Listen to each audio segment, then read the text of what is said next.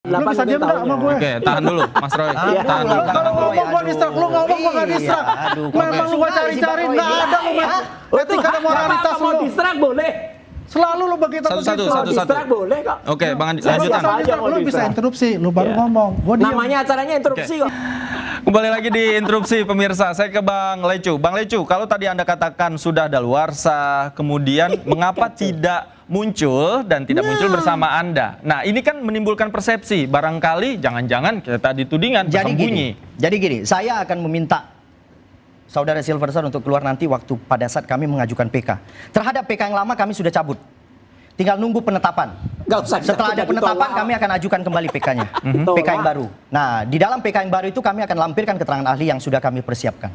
Demikian. Jadi saya meminta Silverster nantinya pada saat permohonan PK kami masuk, kemudian saya akan minta Silverster untuk Tapi maksud saya, sepengetahuan Anda, Bung Silvester, ini kan memantau ya perkembangan terhadap dirinya, perkembangan hukumnya ada dan lain komunikasi sebagainya. secara telepon, ada komunikasi, ya komunikasi secara telepon itu kan tetap, karena kan saya kan pengacaranya. Jadi jelas saya meminta, oke, nanti ketika kita hadirkan pada saat kita ngajukan PK kedua.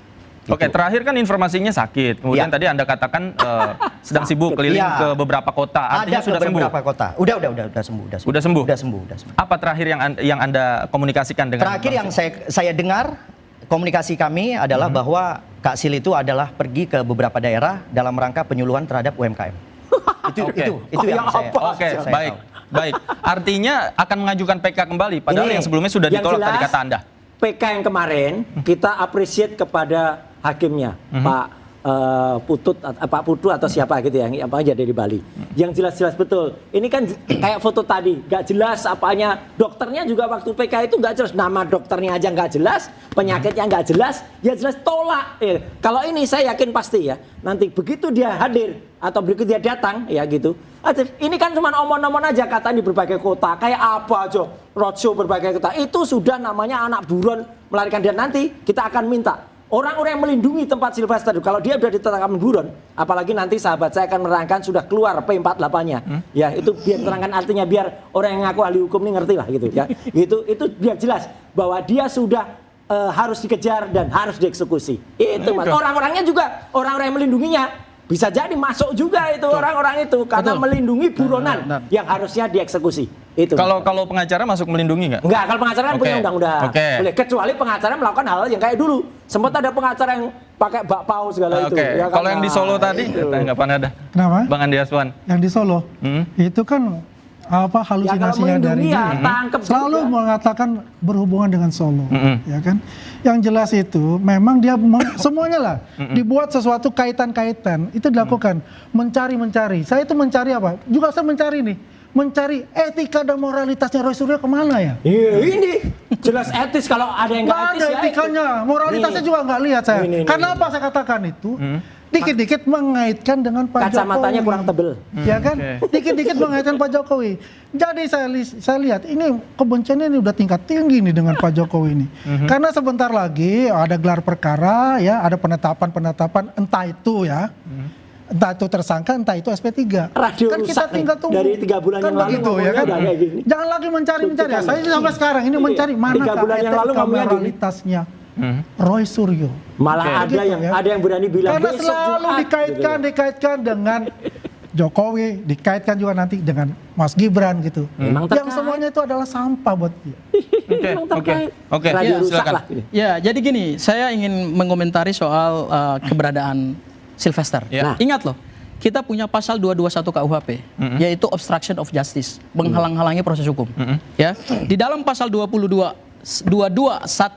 pasal 221 ayat 1, itu ada beberapa jenis perbuatan yang bisa ditindak secara hukum pidana, yaitu menyembunyikan pelaku kejahatan. Ini sudah terpidana. Jadi kalau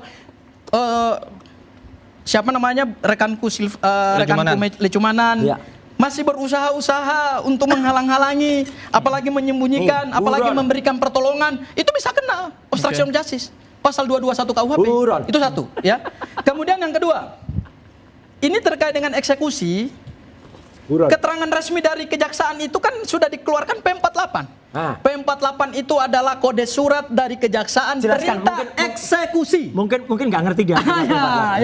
Jadi kalau P48 P48 sudah keluar, berarti harus dieksekusi. Ya. Karena berdasarkan P48 itu, Kepala Kejaksaan Negeri Jakarta Selatan sudah menunjuk jaksa eksekutor. Oke. Nah, pertanyaan saya ingin bertanya. Tadi kan katanya Bang Sylvester keliling di berbagai kota. Nah, harusnya kejaksaan kan mengetahui keberadaan, kemudian itu belum tentu hanya tinggal juga informasi dan koordinasi dengan instansi lain dan tinggal eksekusi. Saya gini, kemarin kan penjelasan dari kejaksaan adalah dicari kan nggak ada. Ya. Jadi kejaksaan itu sudah berusaha untuk mencari. Oke. Cuman kalahnya kejaksaan adalah kenapa saudara Sylvester tidak ditetapkan buron? Kenapa tidak ditetapkan DPO? Karena begitu ditetapkan DPO, maka di kejaksaan itu ada namanya Adiaksa Center ya, Adiaksa Monitoring Center. Jadi satu sistem yang dimiliki kejaksaan untuk mendeteksi di mana keberadaan terpidana itu canggih sekali, dibiayai oleh negara, dan kejaksaan juga bisa menggunakan bantuan kepolisian untuk mencari keberadaan Sylvester. Cuman karena kejaksaan belum menetapkan Sylvester sebagai DPO, makanya belum bisa dilakukan pencarian secara paksa. Saya tangkap poinnya, Bang Lecu. Tanggapan Anda? Tanggapan saya tetap kepada kadaluarsa. Jadi jaksa tidak perlu lagi melaksanakan eksekusi. Itu jelas. Yang kedua, ini jelas 310-311 delik aduan absolut, karena dulu Pak JK sama sekali tidak pernah diperiksa dari tingkat proses penyelidikan sampai proses peradilan. Jadi jelas ya kan, terhadap putusan semuanya keliru. Kekeliruan hakim jelas di situ. Sehingga artinya dengan adanya kekeliruan hakim itu harusnya perkara ini tidak perlu lagi dieksekusi. Itu jelas. Kemudian kepada rekan saya Pak Roy ya, seorang seniman, ya nggak apa-apa. Kalau bisa posternya besok lebih banyak lagi posternya. Gitu. Jelas. Artinya ya. Harus kalau itu. Jadi seneng kan? Pokoknya Pak Roy udah tunggu saja laporan terhadap Pak Roy ya kan. Kita sama-sama menunggu saja ya kan. Kita lihat nanti prosesnya seperti apa. Ya, itu saja dari saya. Laporan terhadap Mas Roy yang mana? Mas Davi. Terkait dengan yang di Polda Metro Jaya.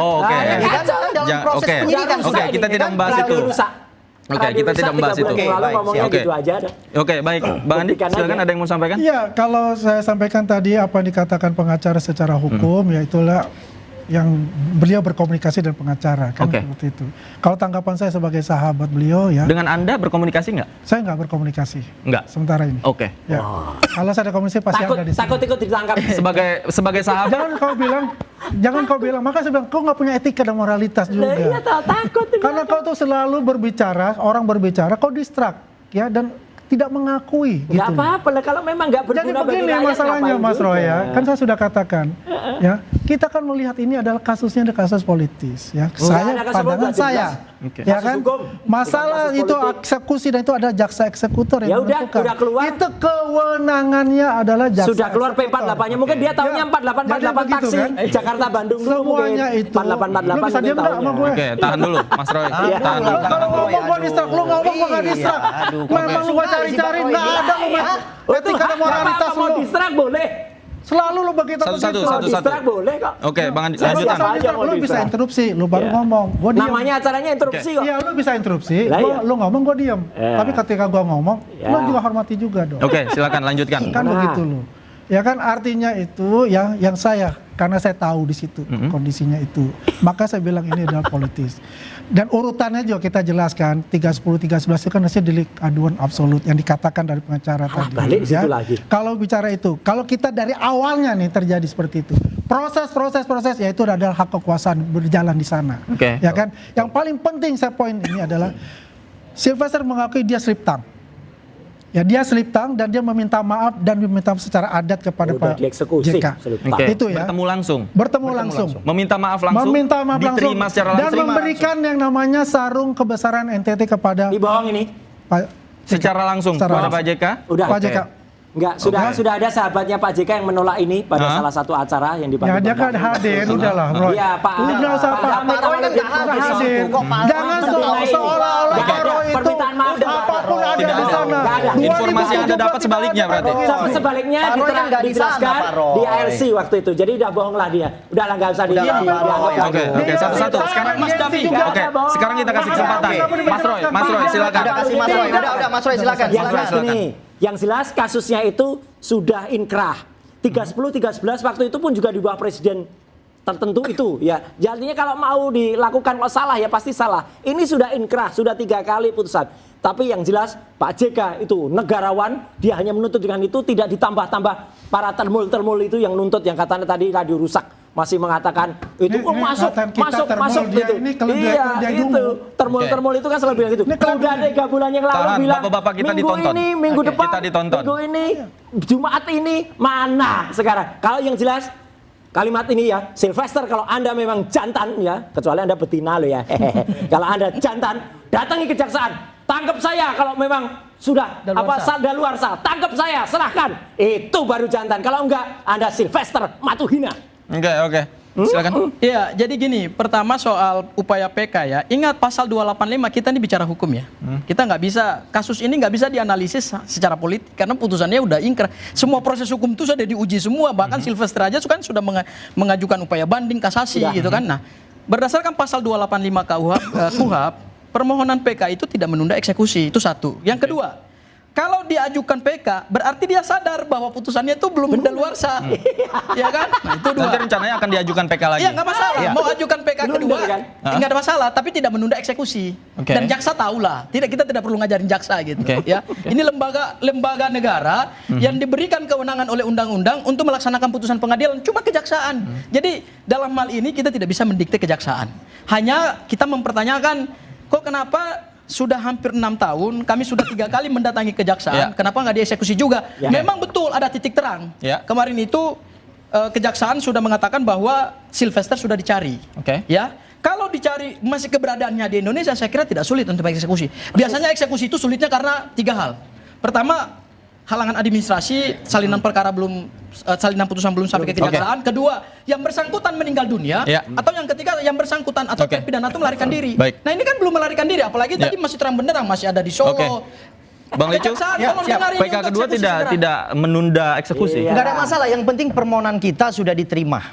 Ya, permohonan kita sudah diterima oleh pihak kejaksaan. Nanti kita melihat pertimbangan daripada kejaksaan terkait akan dilaksanakan eksekusi atau tidak, itu biarkan menjadi kewenangan daripada kejaksaan. Tapi faktanya terkait PK pertama kami sudah cabut. Kami lagi menunggu penetapan daripada Pengadilan Negeri Jakarta Selatan. Yang kemudian setelah kami menerima penetapan, kami akan ajukan lagi kembali PK kedua. Itu faktanya. Tapi pengajuan PK ini bukan upaya atau dugaan upaya untuk menunda-nunda eksekusi kan? Bukan untuk menunda eksekusi, tapi saya sudah mengirimkan surat penundaan eksekusi. Itu dulu harus jelas dulu. Bukan kami bukan menunda, kami enggak. Kami maunya cepat semuanya. Tapi penetapan terkait dengan pencabutan PK kami itu belum keluar. Baik. Itu kami tunggu gitu loh. Baik, kita tunggu nanti akhirnya seperti apa ya. Apakah penetapan DPO dilakukan ataukah memang ya SP3 tadi yang memang dipertimbangkan. Posternya akan lebih banyak lagi nanti. Baik, penolakan PK Sylvester harusnya jadi titik akhir perlawanan hukum seorang pidana. Namun tanpa langkah tegas kejaksaan, kasus ini justru semakin membuka ruang spekulasi. Menunggu bukti bahwa hukum tak bisa ditawar dan tidak tunduk pada kekuasaan. Saya Davi Pratama, terima kasih, selamat malam. Sampai jumpa. Terima kasih Bang Lecu, Bang Andi Aswan, terima kasih, Bang Sangaji, terima kasih, Mas Roy, terima kasih.